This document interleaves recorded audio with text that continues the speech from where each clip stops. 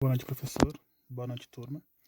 Eu sou o João Eduardo e eu vou falar sobre relações hídricas na fruticultura, na parte da matéria de fisiologia vegetal, trabalho final do professor Rogério Anesi.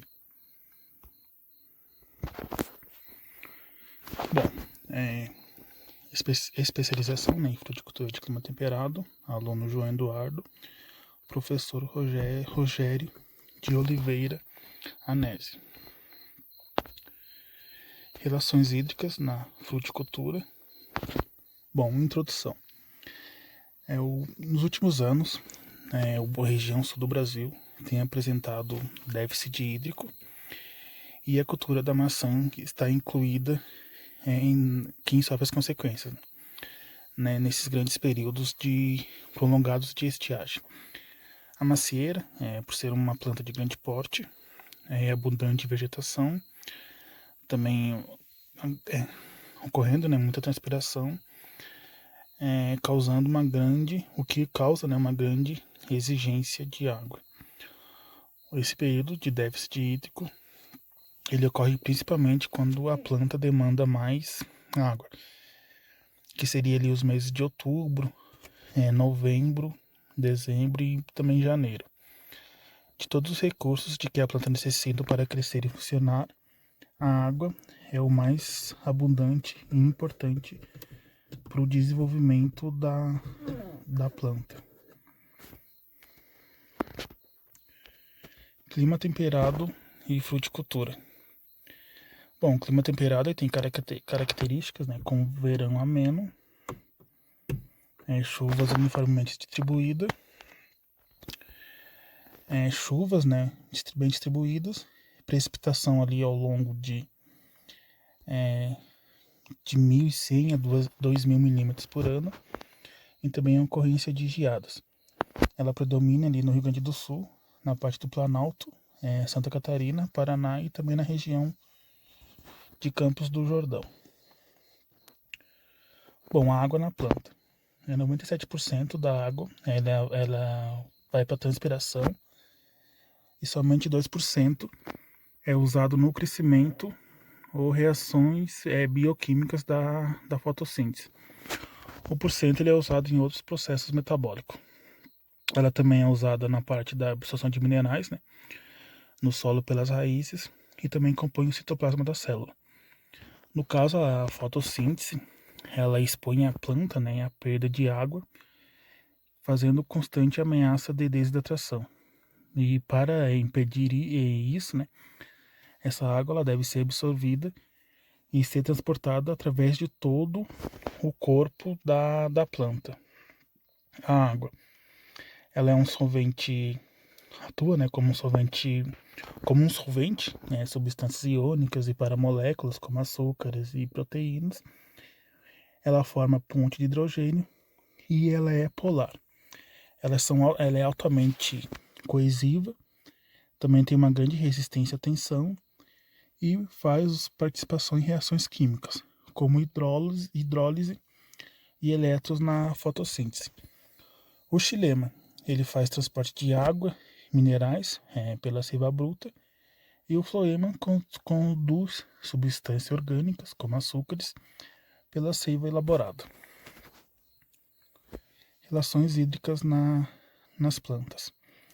As paredes celulares, elas permitem que as células desenvolvam, né, grandes pressões hidrostáticas, conhecida como pressão de Tugor.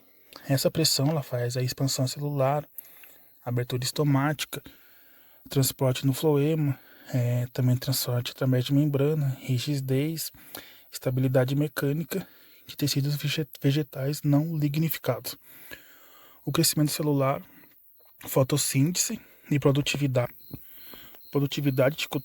de culturas vegetais, elas são fortemente influenciadas pelo potencial hídrico. O que seria esse potencial hídrico? Ele é medida de energia livre da água por unidade de volume. Os principais fatores que influenciam o potencial hídrico na planta é a concentração, né, são a concentração, que seria solutos dissolvidos, pressão, força que a água entra pela raiz, e a gravidade, como a água ela se move para baixo. As células vegetais, ela tem potencial hídrico negativo. No caso, a folha ela faz a transpiração, perda de água, e a pressão negativa, que faz a água subir do xilema até as células do parênquima foliar. A quantidade, à medida que a água entra pela parede celular ali, essa parede ela acaba sendo estendida, e também ela acaba aumentando essa pressão de turgor da célula. A tensão superficial, que seria energia para aumentar a superfície, a parte da adesão, que é a atração da água, a coesão, a atração de moléculas, e a força tênsil.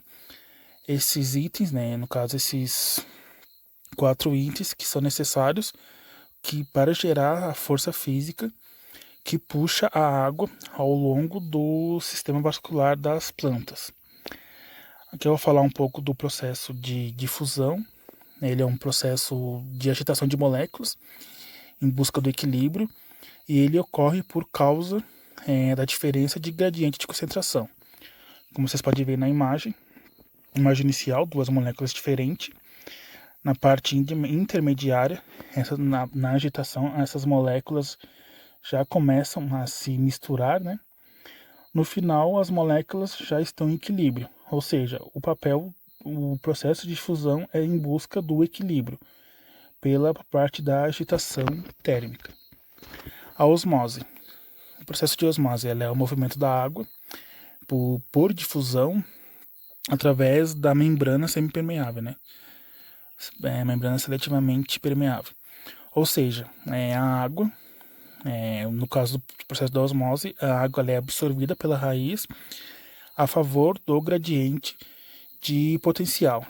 A água, como vocês podem ver na imagem, de moléculas de sal, moléculas de água, ela se move do maior potencial hídrico, ela sai do maior potencial hídrico para o menor potencial hídrico. Ou seja, ela sai de onde tem menos concentração de soluto, como descrito na imagem, até onde tem mais concentração de solutos. Aqui seria a membrana plasmática.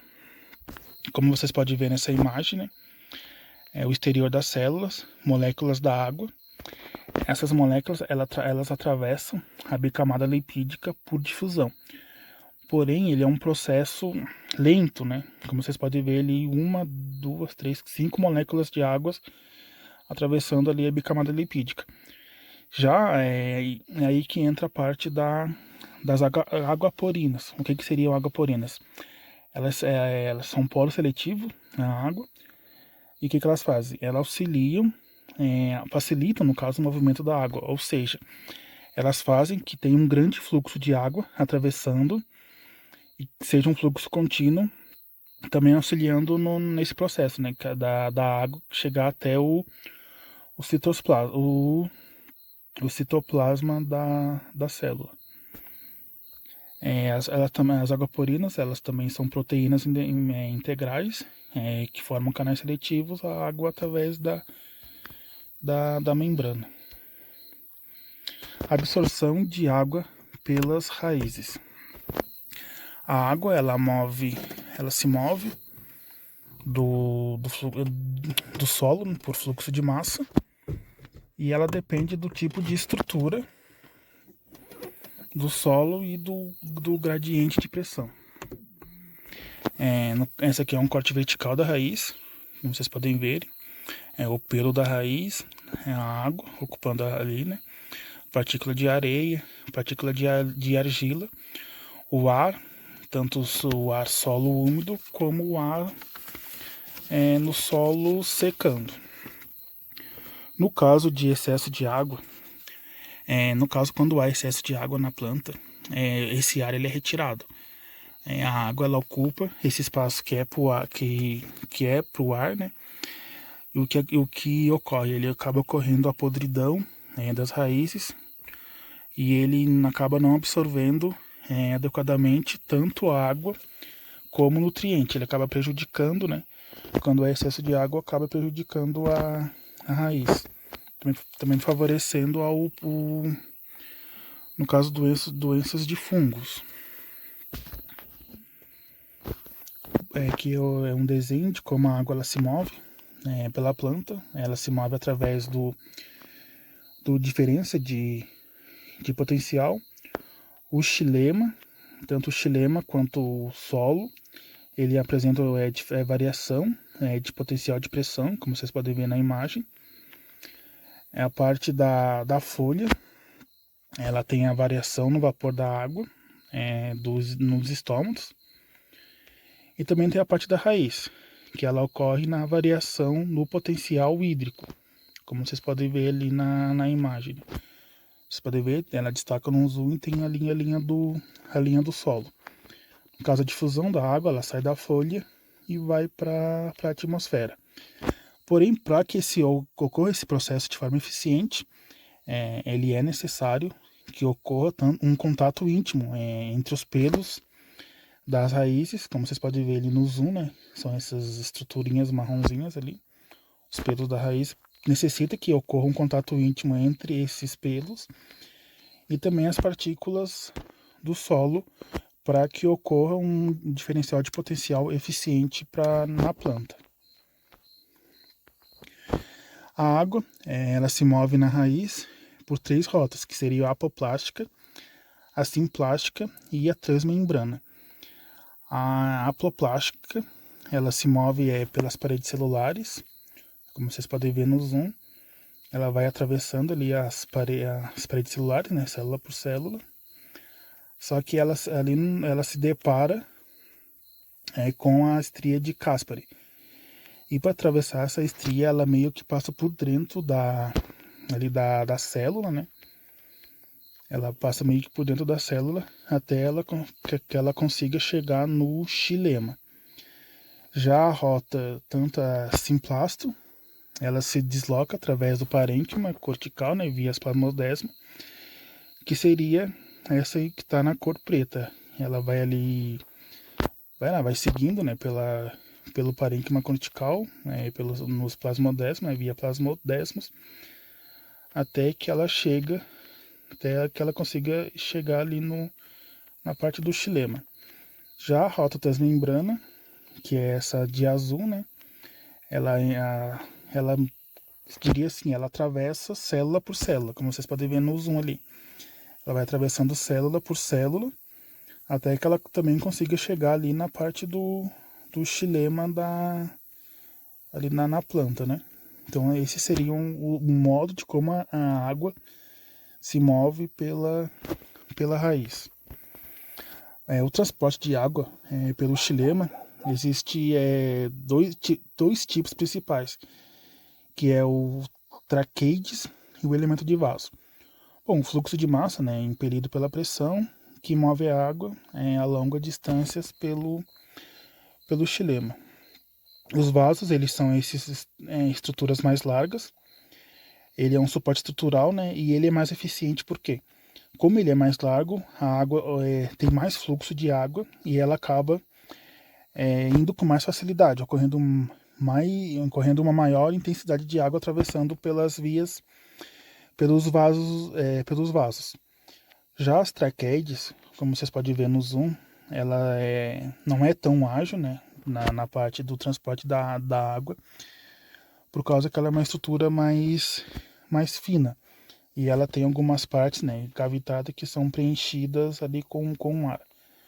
O vaso também tem essa parte de preenchida com ar. Porém, como o vaso ele é mais largo, ele acaba auxiliando, facilitando essa parte do fluxo mais eficiente de nutrientes ali do xilema para a planta. Bom, o movimento da água, né, da folha para a atmosfera, a água ela é puxada do xilema pelas paredes celulares do mesófilo até onde acaba ocorrendo a evaporação. A resistência hidráulica das folhas ela é muito grande e varia, né, no caso ela é uma resposta às condições do crescimento e exposições a baixos potenciais hídricos. A transpiração ela depende da diferença de concentração no vapor da água entre os espaços foliares e o ar externo e da resistência da difusão dessa rota. Bom, o movimento da água da folha para a atmosfera. Ela ocorre ali pela fenda estomática, ocorre a abertura, né, e o fechamento, e elas são controladas pelas células guardas, como vocês podem ver aqui no zoom, nessa imagem que eu dei zoom aqui, né? Ali tá as duas células guardas, e no caso a fenda estomática. A função dos estômatos, ele acaba eliminando a água através da transpiração e também fazem as trocas gasosas e a liberação de O2. O que interfere essa parte da transpiração seria, no caso, a umidade, que acaba interferindo, a temperatura e também o vento.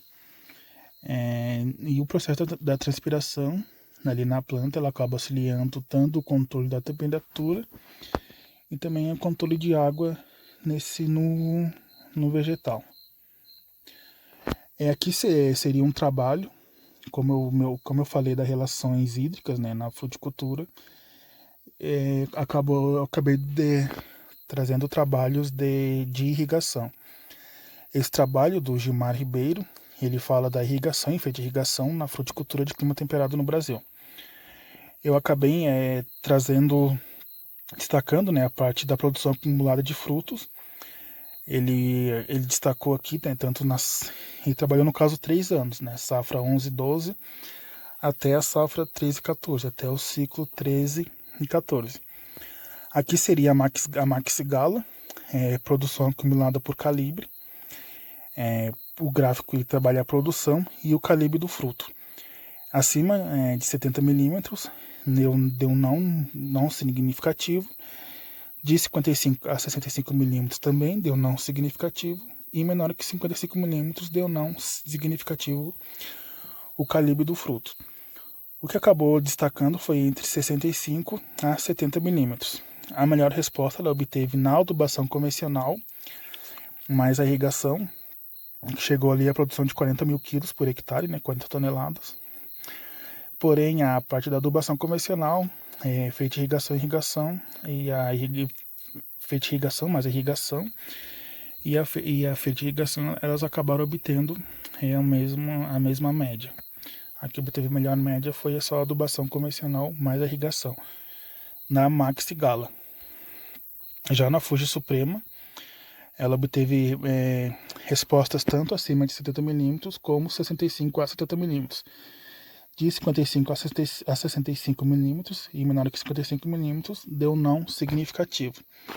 Acima de 70 milímetros, tanto a parte da adubação convencional, mais irrigação, e também a parte da irrigação e fertirrigação, elas apresentaram a mesma média, ali próximo a 45 mil quilos por hectare, 45 toneladas, em relação ao calibre do fruto. Já em relação a 65 a 70 milímetros, a que obteve melhor média foi a adubação convencional mais a irrigação.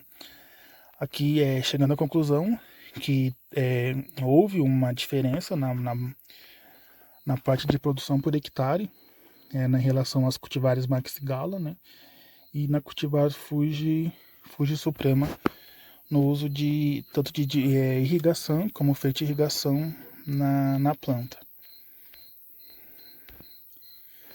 Esse outro trabalho ele fala como a irrigação melhora o desempenho de pomares de maçã no sul. Aqui seria totais de ramos do ano, número de ramos, e a safra. Aqui ele trabalhou de 2014 até a safra 2019, né? Praticamente aí 5 anos de estudo. Como vocês podem ver, esse em vermelho é o sequeiro e a parte azul é irrigado.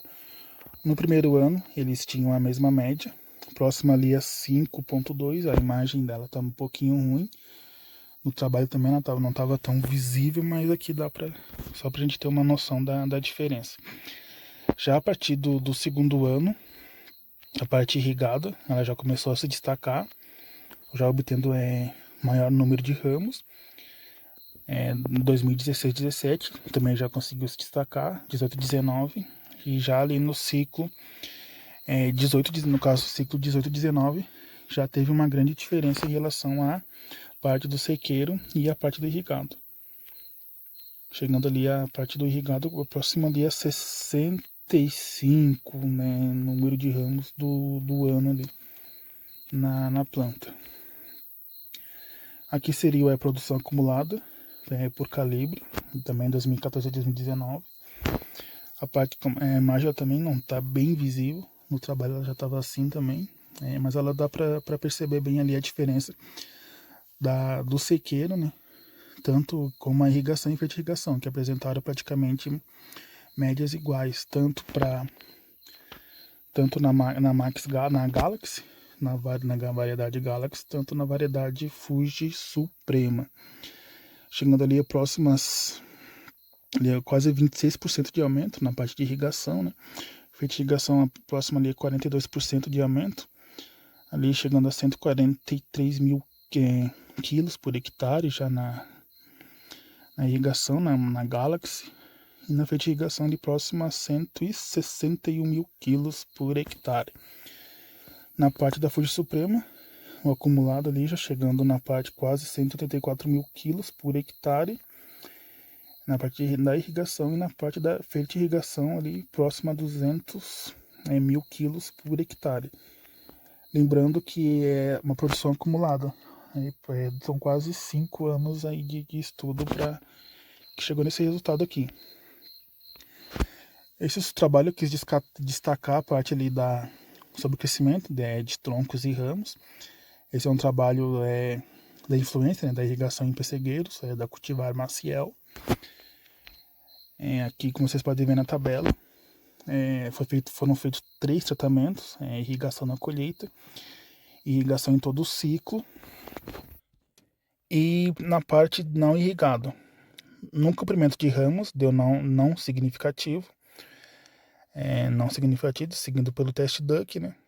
E a diferença ela deu na parte do diâmetro do tronco.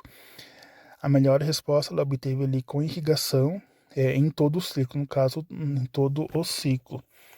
No caso, o tratamento 2 ali, que chegou a próximo ali 3,23 centímetros do diâmetro do tronco.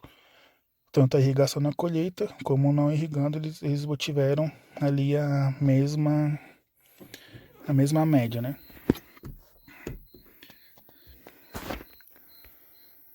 Aqui seriam algumas referências que eu usei no trabalho. Eu também vou destacar um pouquinho mais da importância da irrigação na parte da fruticultura. Ela ajuda também na quebra de dormência, né? No caso, ela acaba hidratando, ela hidrata o solo, ajuda na absorção de nutrientes e nas atividades metabólicas. Também acaba auxiliando aí no despertar das gemas. Ela também auxilia na regulação de temperatura do solo e também reduzindo o estresse hídrico na planta. No caso a água, ela acaba desempenhando um bom papel, tanto na floração, na frutificação e na parte de formação de gemas. Bom, esse seria o meu trabalho. Qualquer dúvida, enfim, estou disponível para caso tiver o meu alcance para poder sanar. Agradeço ao professor, agradeço aos alunos por assistirem a minha apresentação. E até logo.